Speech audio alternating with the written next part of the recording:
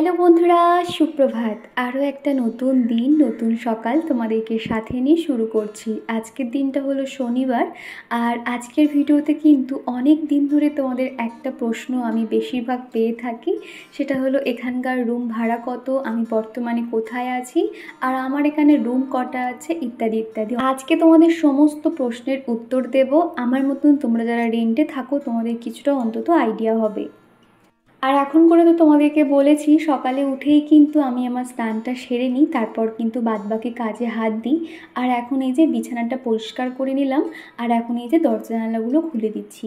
সকাল হতে এত সুন্দর রোদ চলে আসে না, বেশ কিন্তু ঘুম ভেঙে যায়। আর যেহেতু এখন জানালাগুলোতে পর্দা লাগানো নেই, কাঁচ লাগানো, তো সেই জন্য সকাল 6টা বাজতেই কিন্তু একদম আলো আলো হয়ে যায় ঘরটা, তখনই ঘুমটা ভেঙে যায়।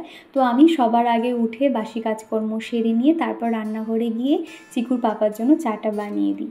তো আজকে আর কি ভাবলাম যে চা এখন বানাবো না, আগে আমি নিজে স্নান করে নেব, তারপর আমি ক্যামেরা অন করব। তো বাসি জামা কাপড় ছেড়ে নিয়ে স্নানটা মোটামুটি সেরে নিয়েছি। আর চুলটা কিন্তু খোলা হয়নি। আর এখন যা গরম পড়েছে, দিনে তো 2 থেকে 3 বার স্নান করতে হয়, এত গরম লাগে। আর তারপরে চিকুর পাপা যেহেতু বার হবে ওর 8:30 নাগাদ আর কি, তো সেই জন্য আমি ওর অফিসের জামা প্যান্টগুলো রেডি করে দিচ্ছি। আমি এরকম একসঙ্গে রেডি করে রাখলে বেশ কিন্তু খুশি হয়। আবার কিন্তু একার সময় তাড়াহুড়োর মধ্যে তো আমি অত সময় পাই না, তখন ও হয়তো নিয়ে নেয়। আর তখন কি করে জানো তো, একটা নিতে গিয়ে বাদবাকি আরও 5টা হাটকিয়ে ফেলে। তো সেই জন্য যখন সময় পাই এরকম হাতের কাছে দিয়ে দিই। তা না হলে তো ওয়ার্ড্রপে দেখেছো প্রত্যেকটা পার্ট বাই পার্ট করে ভাঁজ করে রেখে দিই, যাতে ওর কোনো রকম অসুবিধা না হয়। আর ওদের অফিসের ড্রেস কিন্তু সবসময় ওরকম অল্টারনেট করে পরে 2টো ড্রেস করে দেওয়া থাকে স্কাই কালারের। তো যাই হোক, আর এদিকে দেখো সকালবেলা আর কি ওই দাদা এসেছিল, ওনার কাছ থেকে পাউরুটি নিয়েছি, একটা ফ্রুট দেওয়া পাউরুটি, খানিকটা কেকের মতন খেতে লাগে, ওই একটা নিয়ে নিয়েছি। আর নিয়েছি তোমার ময়দার পাউরুটি। আর চায়ের সাথে খাওয়ার জন্য একটা কুকিজ নিয়েছি। আমার যদিও এই সমস্ত কুকিজ ভালো লাগে না, আমি তো চা খাই না, যারা চা খায় তারা কিন্তু এই কুকিজগুলো চায়ের সাথে খেতে খুব পছন্দ করে। তো সেই জন্য ওই কুকিজটা নিয়ে নিয়েছি। আর এখন যেহেতু চিকুর পাপা অফিসে যাওয়ার আগে না ঠাকুর পুজোটা দিয়ে যাচ্ছে, তো সেই জন্য এখন ওকে ফুল তুলে দিচ্ছি। মোটামুটি 1 ঝুড়ি মতো ফুল তুলে দিয়েছি পিছনের বাগান থেকে, এটা তো ঘরের পিছনের দিকটা। আর এই সাইডেও কয়েকটা ফুল ফোটে, তবে আজকের বৌদি আমার থেকে আগে বেশিরভাগ ফুলগুলো তুলে নিয়েছে, শুধুমাত্র এই ফুলগুলো রয়েছে আর কি। আর 2টো মতন জবা ফুল আমি আগে সকালে উঠিয়ে রেখেছিলাম তুই বজরংবলীকে দেওয়ার জন্য। তো মোটামুটি এই সমস্ত ফুল দিয়ে আর কি ও ভালো করে ঠাকুর পুজো দিয়ে যাবে। তবে দেখবে ছেলেদের তো অত ধৈর্য থাকে না, আমি যখন এই ফুলগুলো দিয়ে সাজাই, এই ফুলটার নাম হবে নয়নতারা হয়তো, আমি ঠিক মনে করতে পারছি না। তো আমি পুরো সারা সিংহাসন এই ফুলটা দিয়ে সুন্দর করে সাজিয়ে দিই। আর চিকুর পাপা দিলে কি করে জানো তো, যা হোক করে দিয়ে দেয় আর কি।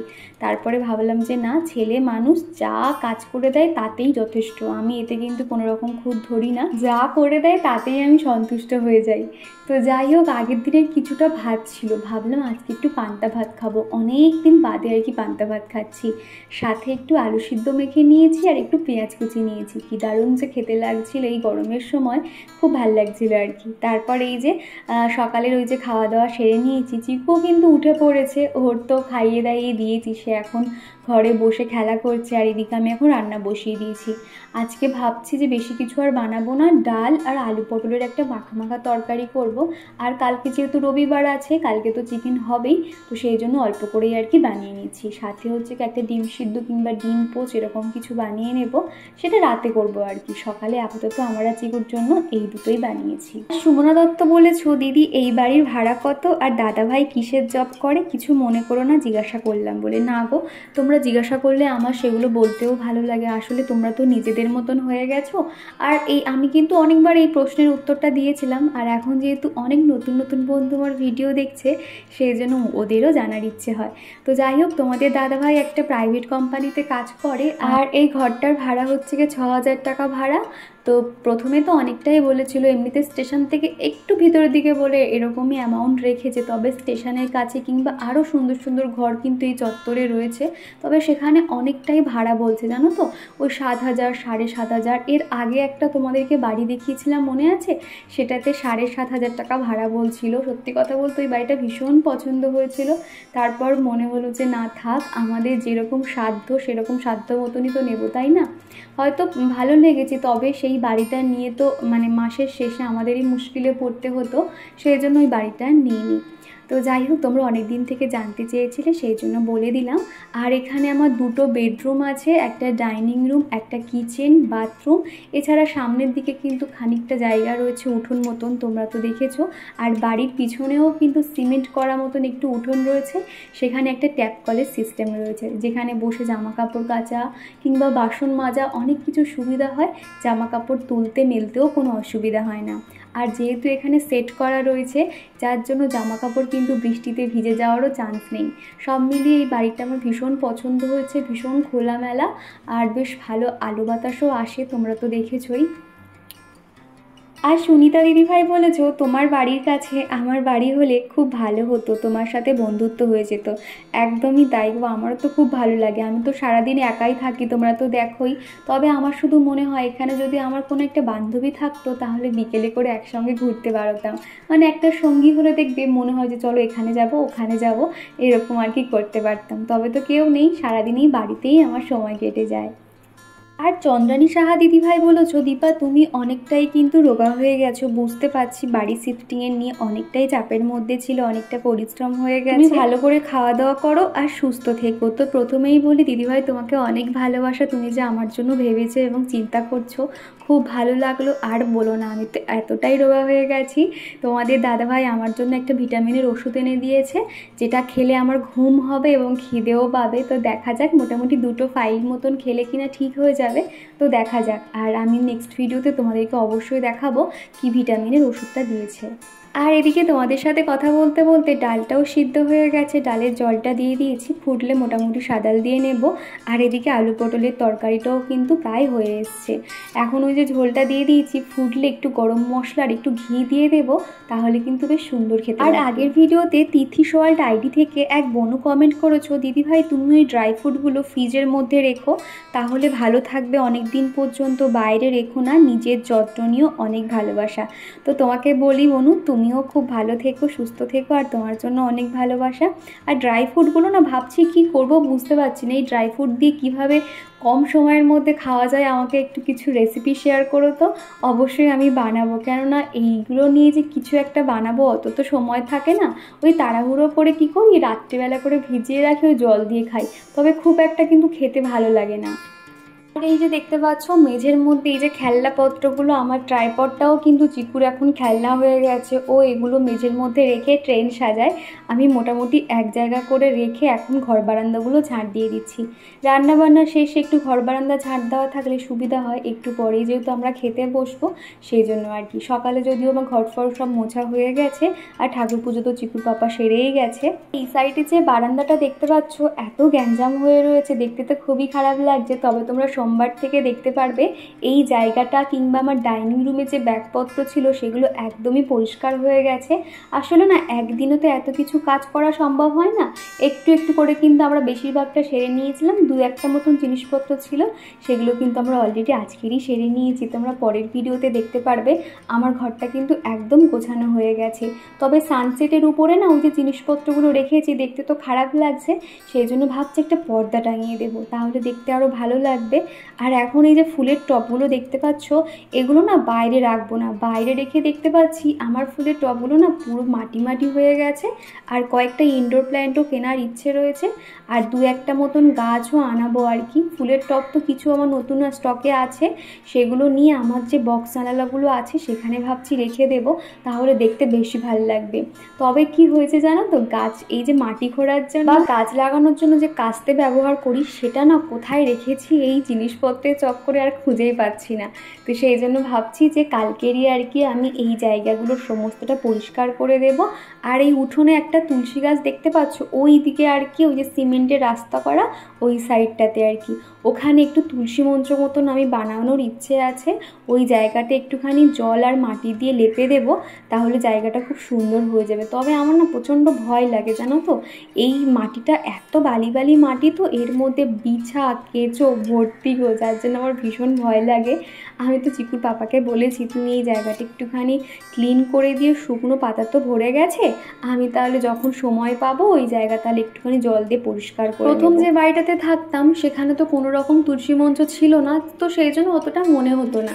তবে সেকেন্ড বাড়িটাতে তো তোমরা দেখেছিলে বড় বারান্দা নয়, সরি উঠোন, ওই উঠোনের মাঝখানে একটা তুলসী মঞ্চ ছিল। তো সেখানে তো সকাল সন্ধেবেলা ধূপ প্রদীপ দেখাতাম।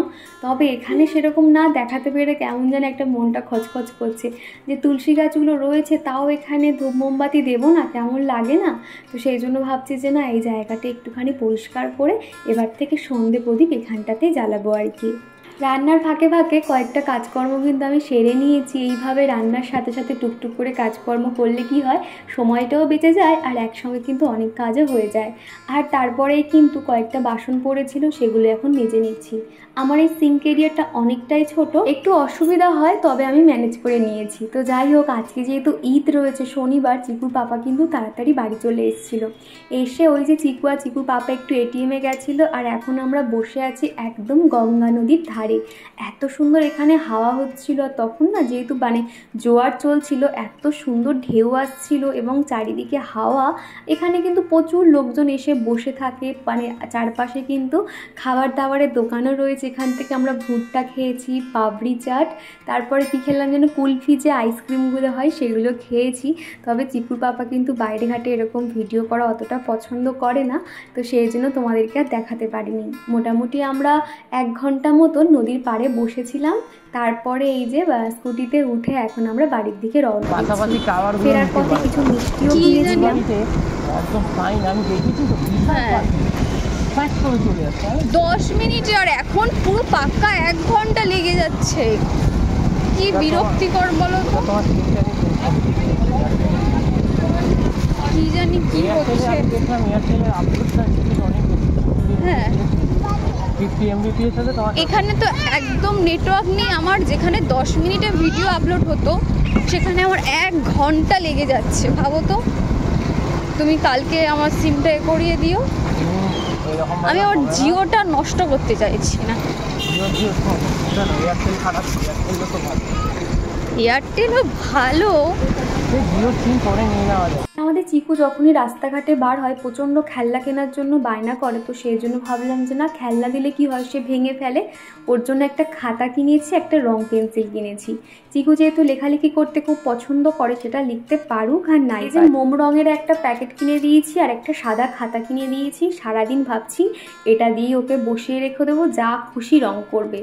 চিকু এত সুন্দর রং করেছে, তোমাদেরকে কি বলবো। অত লম্বা লম্বা যে রঙগুলো, সেগুলোকে অর্ধেক করা হয়ে গেছে। হ্যাঁ, আমি নেক্সট ভিডিওতে তোমাদেরকে দেখাবো। ইস, কালার বাইরে কেন বেরিয়েছে? কালার বাইরে বার হলে তো হবে না, এটার মধ্যে রাখতে হবে। এই যে ফিস তো এবার বোঝাই যাবে না তোমাকে, যে ফিস হলুদ কালার, এটা ইয়েলো কালার। হ্যাঁ, সুন্দর করে আঁকো। তো এই যে বন্ধুরা, ঘড়িতে এখন বেজে গেছে 9:45। এসেই আগে তাড়াতাড়ি করে তরকারিপত্র সমস্তটাই এখন গরম করে নিচ্ছি, যেহেতু বেলার দিকে রান্না হয়েছিল, নষ্ট হয়ে যেতে পারে। আর চিকু যেহেতু অনেক তাড়াতাড়ি ঘুম থেকে উঠে পড়েছে দুপুরবেলা, তো সেই জন্য যদি ঘুমিয়ে পড়ে ওকে আগে ভাগে খাইয়ে দিচ্ছি, তারপর আমরা খাওয়া দাওয়া করব। তো চলো, খাওয়া দাওয়া শেষ করে তারপর তোমাদের সঙ্গে দেখা করছি। আর এরই মধ্যে কিন্তু রাতের খাওয়া দাওয়া হয়ে গেছে। খানিকটা হাতে সময় ছিল বলে ভাবলাম শোকেসের এই যে আমার সাজগোজবার যে প্রোডাক্টগুলো ব্যবহার করি সেগুলো তো গোছানো হয়নি, 2টো ব্যাগ ভর্তি আর কি হয়েছিল। তারপর ভাবলাম যে না, আজকেরই গুছিয়ে রাখি। আর আজকে যেহেতু শনিবার, লেট করে উঠলেও কালকে খুব একটা অসুবিধা হবে না। তো সেই জন্য শোকেসের এখানে আমার যা যা প্রোডাক্টগুলো আমি রাখি সমস্তটাই দেখো সুন্দর করে গুছিয়ে রেখে দিয়েছি। আর যেগুলো আমার এখন লাগবে, যেমন ধরো সানস্ক্রিন কিংবা স্ক্রাব, ফেস প্যাক, সমস্তটাই সামনের দিকে রেখেছি। আর যেগুলো শীতের খানিকটা ময়শ্চারাইজার থেকে গেছে, বডি অয়েল থেকে গেছে, সেগুলো এক ধারের দিকে আর কি রেখেছি। আর এই যে ছোটো বক্স মতন দেখছো, ওখানে আমার সোনার দুল কিংবা হার এগুলো আর কি মাঝে মধ্যে খুলে রাখি। আর উপর থেকে যে দড়ি সিস্টেম মতন ঝুলিয়েছি, ওখানে সমস্ত আমার ক্যাচারগুলো রেখে দিই, তাহলে খুঁজে পেতে সুবিধা হয়। আর এই যে একটা হ্যাঙ্গিং বক্স করেছি, ওখানে আমার লিপস্টিক, আইলাইনার, লিপ লাইনার ওইগুলো ওখানেই আর কি রাখা হয়।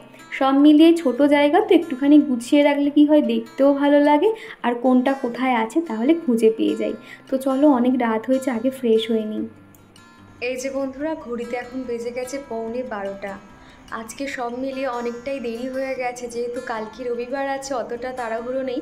তো সেই জন্য এক্সট্রা কিছু কাজকর্ম ছিল, সেগুলো এখনই সেরে নিয়েছি।